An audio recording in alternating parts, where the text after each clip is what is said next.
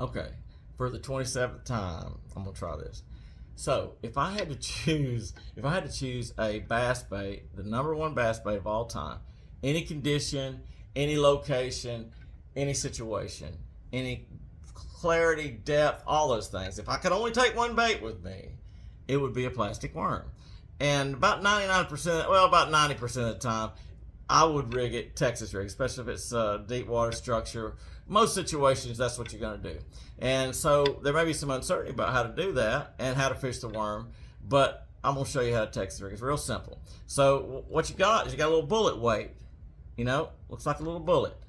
You put that on your line, right? Run it through there, and then you tie your hook on, okay, with a uni knot.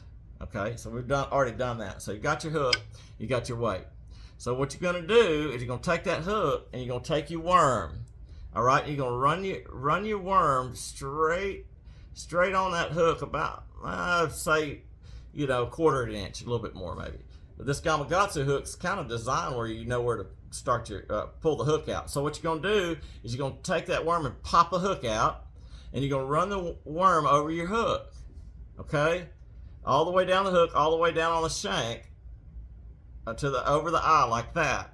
So now it's on the hook, but what we got to do is we got to, as straight as we can without making because you don't want it to twist or roll or anything like that.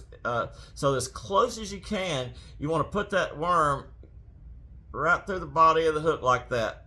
Okay, so now it's completely concealed. What I like to do, most situations, I like to kind of put my thumb on that hook and just kind of make sure that barb is going to come through, or make sure that hook's going to come through when he bites it. So I don't want it sticking out and catching a bunch of moss and getting hung on stumps or anything like that. But that's what you do. And one thing to remember too is see how I got the excess sticking out like that? Well, it's pointing towards which way the worm is pulling. So it's going to catch moss. It's going to catch, you know, whatever debris and hang it. So you're always going to have to pull moss. So you want to try to make sure you can cut that excess back as far as you can without compromising the knot. And then, if you can, it'll stay that way if you're gentle with it. Pull that worm up over the knot. That way, that knot's not catching on everything in your excess line. So that's how you do it. And we'll show you how to fish one too. So that's how it looks like right there. You see it? So look at it. I mean, it's the best bait in the world. The very best bait in the world. I've caught more big bass on a worm, with the exception of spinnerbait, but I've caught more big bass on a worm than any other bait. But my personal best, 1, 2, and 3, I caught on a spinnerbait, but that's a different video. Okay, number one bait all time. 100% of the time, we'll catch fish. If you can catch a fish there, this will do it right here. All right, thank you.